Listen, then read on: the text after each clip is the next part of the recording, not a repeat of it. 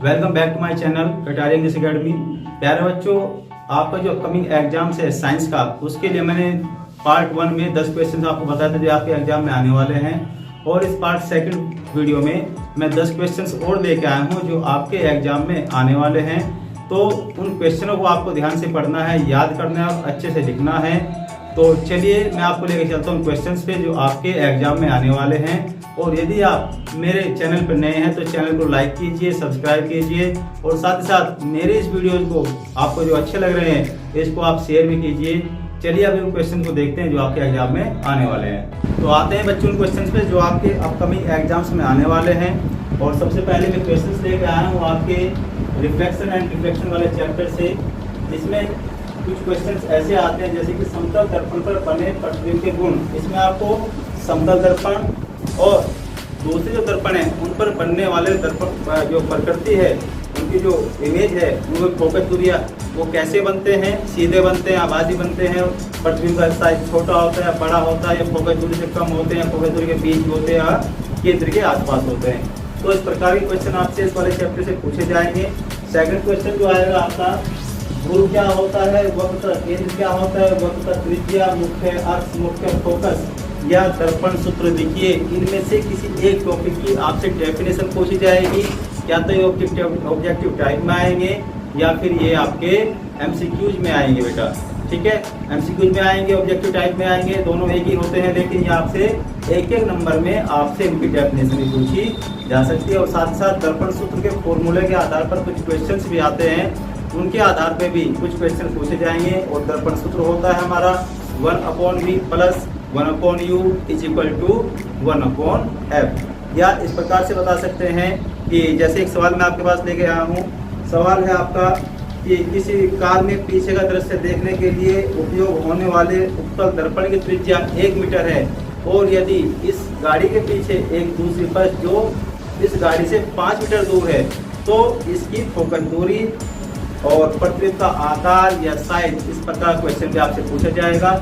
तो इस प्रकार के क्वेश्चन में आपको प्यारे बच्चों दर्पण फॉर्मूला ही लगाना है।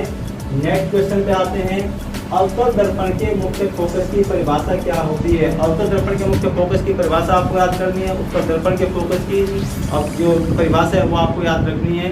नेक्स्ट क्वेश्चन में आते हैं, हम वाहनों में उत्तल दर्पण को पृष्ठ दृश्य दर्पण के रूप में वरीयता क्यों देते हैं। मतलब कि हमारे जो व्हीकल्स होते हैं उसके साइड मिरर में हम क्या करते हैं, उत्तल दर्पण का यूज करते हैं। वो इसलिए करते हैं क्योंकि उत्तल दर्पण में बड़े ऑब्जेक्ट्स जो होते हैं उनका प्रतिबिंब छोटे करके दिखाता है, और साथ ही साथ पीछे का एक वाइड दृश्य हमें दिखाई देता है, ताकि दुर्घटना होने की जो चांस है वो कम से कम रहे और ड्राइवर अपनी जो राइड है वो सेफली करता रहे। नेक्स्ट क्वेश्चन पे आते हैं, हीरे का अपवर्तनांक 2.42 है, इस कथन का क्या अर्थ है। इस तरह के क्वेश्चंस आएंगे, और ये इसलिए क्योंकि इसमें प्रकाश की चाल सबसे कम होती है, क्योंकि ये सबसे कठोर पदार्थ होता है, और साथ ही साथ इसका जो प्रकाशित जो घनत्व है वो भी बहुत अधिक होता है, इसलिए इसमें प्रकाश की चाल सबसे कम होती है। इस प्रकार के क्वेश्चन आते रहे हैं। नेक्स्ट क्वेश्चन में हम देखते हैं, किसी लेंस की एक डायोप्टर क्षमता को प्रभावित करो। इसका मतलब है कि यदि किसी लेंस की फोकस दूरी 1 मीटर हो जाए, चाहे वो लेंस कौन सा भी है, उसकी फोकस दूरी 1 मीटर है, तो इसका मतलब इसकी क्षमता जो है 1 डायोप्टर होती है। नेक्स्ट क्वेश्चन पे देखेंगे बच्चों, तंत्रिका तंत्र के कार्य क्या होते हैं। हमारा जो नर्वस सिस्टम होता है इसके बहुत सारे काम होते हैं, और हमारे नर्वस सिस्टम में कुछ सेंसर्स भी होते हैं, जिसको जैसे स्किन हो गया, ईयर हो गया, नोज हो गया, आई हो गया, तो ये सब हमारे क्या होते हैं, सेंसर्स होते हैं। और ये साथ ही साथ ये पूरे नर्वस सिस्टम के साथ मिलकर काम करते हैं। और इसके रिलेटेड कुछ क्वेश्चन आएंगे, जैसे न्यूरॉन क्या होता है, सेरेब्रम क्या होता है, सेरिबेलम और मेडुला क्या होता है। तो आपको इसका डायग्राम भी बना के याद रखना है, इसके पार्ट्स भी याद रखने हैं। फोर हेड क्या होता है, और पश्च हेड के क्या, मस्तिष्क से क्या काम है, फोर मस्तिष्क से क्या काम है। तो इस प्रकार से आपको जो तंत्र है पूरा उसका जो सिस्टम है आपको पूरी अच्छी तरह से याद करना है, क्योंकि इससे रिलेटेड भी आपके पेपर में क्वेश्चन आएंगे। नेक्स्ट क्वेश्चन हम देखते हैं, जैव प्रक्रम का अर्थ मुख्य क्रियाएं पोषण, श्वसन, वहन और सर्जन। जैव प्रक्रम में किसी भी ऑर्गेनाइजम में 4 मुख्य काम होते हैं, श्वसन, संवहन और आपका जो है उत्सर्जन और साथ ही साथ पोषण। इनके बिना जैव प्रक्रम की जो क्रियाएं हैं वो पूरी नहीं हो पाती। तो इस चैप्टर में से भी आपके क्वेश्चंस आएंगे।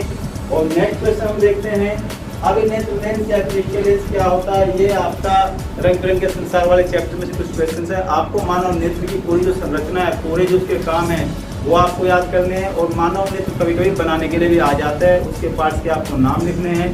तो इस प्रकार से क्वेश्चन है आपका रंग बिरंग के संसार से। और साथ ही साथ हमारा रेटिना क्या होता है, समझने क्षमता क्या होती है, जिसको मैग्निफिकेशन कहते हैं। और साथ ही साथ एक नेक्स्ट क्वेश्चन और है, मानव नेत्र के क्या काम है और मानव नेत्र में कौन कौन से मुख्य अंग है जहाँ पे हमारा प्रतिबिंब बनता है, जो हमारी फोकस किरणें जो रिफ्लेक्टेड एज आती हैं वो इमेज को कहाँ बनाती है। और दूरदृष्टि दोष क्या होता है, निकट दृष्टि दोष क्या होता है, या इन दोनों ही जो हमारी जो बीमारियां हैं निकट दृष्टि दोष या दूरदृष्टि दोष को कैसे हम ठीक कर सकते हैं, किस प्रकार के लेंस हमें लगाने चाहिए, किस प्रकार के लेंसों को हमें यूज करना चाहिए। इस प्रकार के क्वेश्चन प्यारे बच्चों आपको याद करने हैं। और मुझे पूरी उम्मीद है कि आप इन क्वेश्चंस को अपकमिंग एग्जाम्स में अच्छे से याद कर जाओगे। और ये क्वेश्चन आपके बोर्ड में भी आएंगे, तो आप इनको अच्छे से याद कर लेना। और नेक्स्ट वीडियो मैं अभी आपको बताता हूँ, इसके बाद भी और वे क्वेश्चन भी आएंगे। तो तब तक के लिए धन्यवाद।